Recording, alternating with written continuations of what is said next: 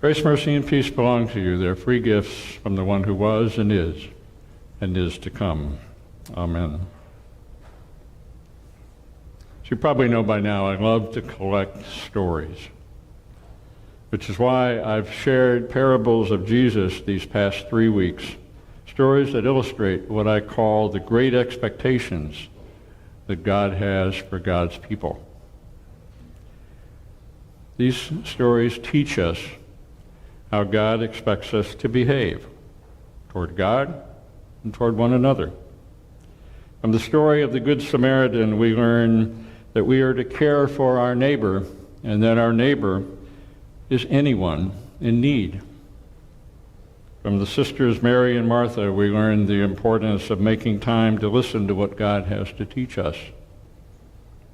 And from the tale of the persistent friend, we discovered that God expects, God even demands, that we ask boldly for what we need and be grateful for what we have.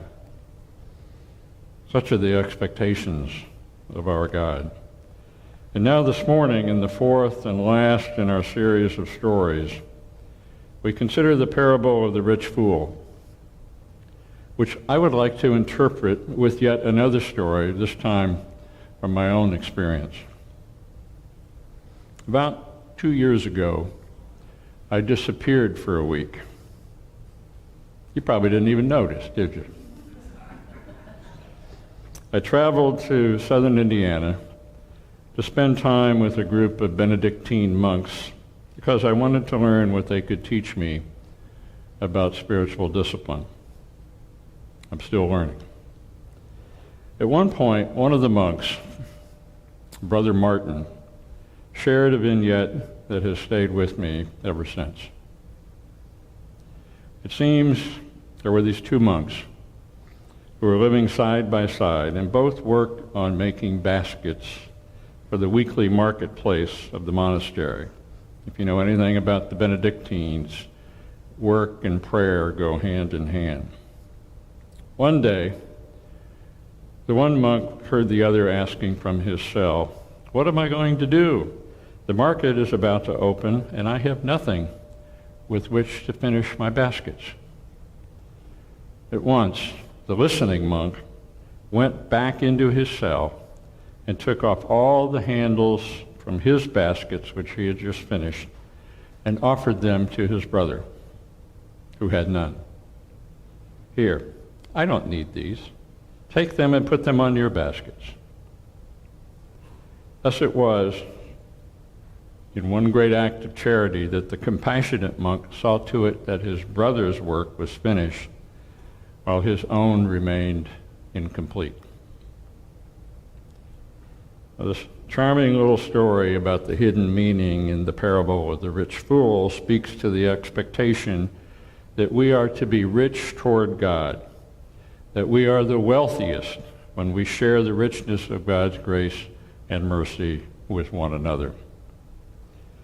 Now, while this is surely true, this morning I wish to broaden the teaching.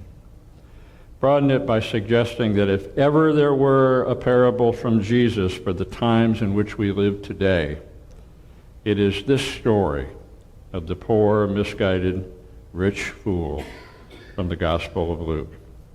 I say this fresh off, I don't know about the rest of you, but fresh off 2 weeks of watching our national political conventions and what these two events seem to say about our country's current state of mind.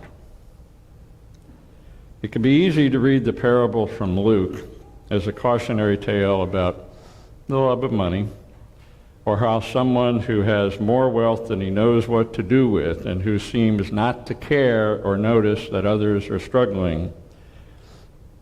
Yeah, the story is all of this, to be sure, but I wonder if we can consider the story as a larger metaphor for the state of our nation today, where an anxious guard the barns kind of mentality seems to have co-opted any ability to look toward the greater good in the world around us. I wonder if we can hear this story in this particular time and place of this rancor-filled election season, which has so laid bare the meanness within us.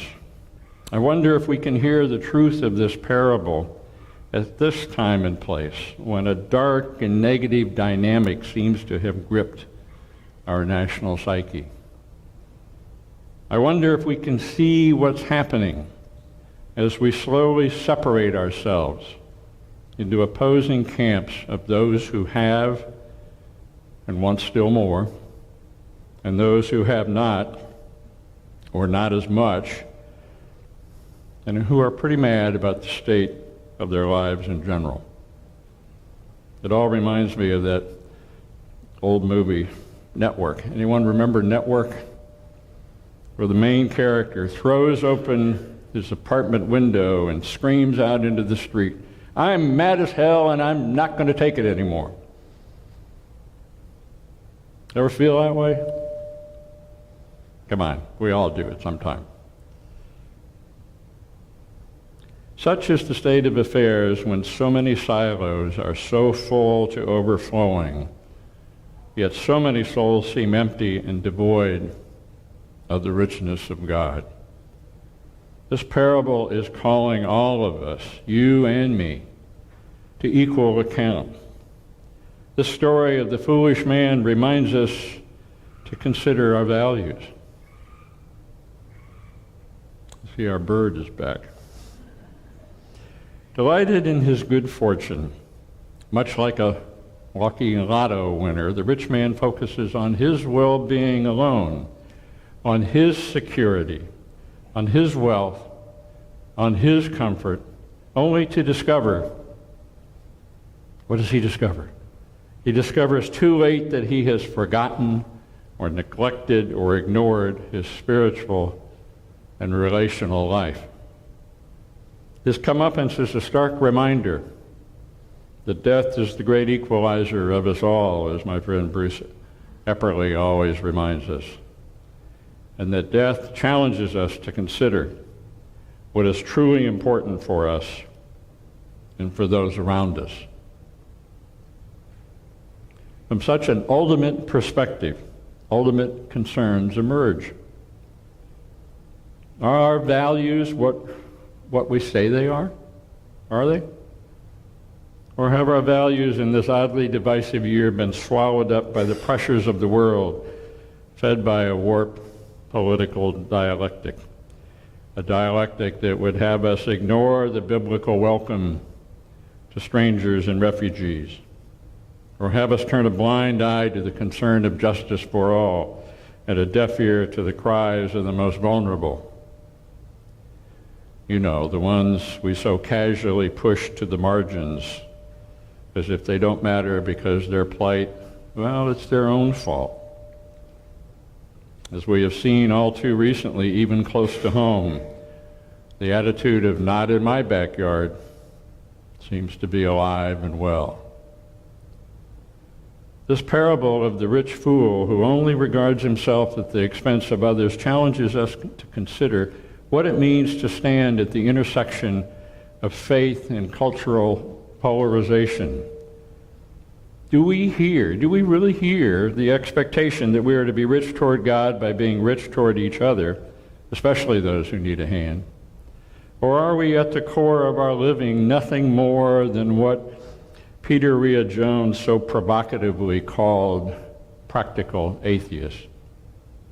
Those shallow believers who pretend to honor the one in whom they say they place their trust, but when it comes to dealing with their possessions, their sense of security, and their comfort, and planning for their future, they live as if God were nothing more than a nicely phrased, vague idea, and not a living reality.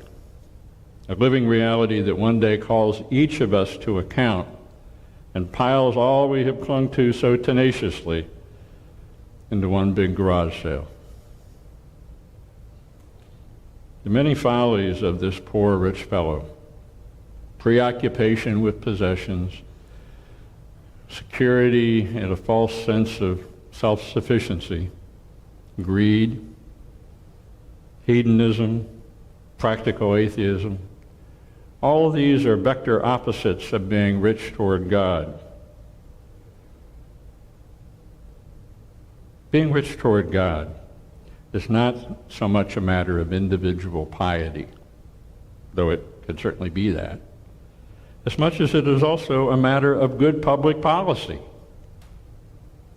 While we love the world best by loving God, we also love God best by loving the world. And so the parable of the rich fool asks us, where are we going astray? Where are we going astray as persons and as a nation? Where are we, separately and together, causing pain? The God of Jesus and the God of the prophets feels the pain of the world and recognizes that virtually every choice we make, separately and together, has a variety of implications that are both positive and negative. Or we may not talk aloud to our souls the silent language of our acts or the silent language of our inactions may be the same as the rich man's. We come too much to rely on possessions and accomplishments and overlook the fact that our lives are ultimately dependent on the will of God. This rich fellow appears to be unmindful of the fact that he is not the only actor in the game of life. Nor, I would suggest, are we as a nation always mindful of the fact that we aren't the only actor in the world stage, even though most of the time we act like it. We're fond of thinking of ourselves as that shining city on the hill, but we ignore how hard we have made it for others to climb that hill.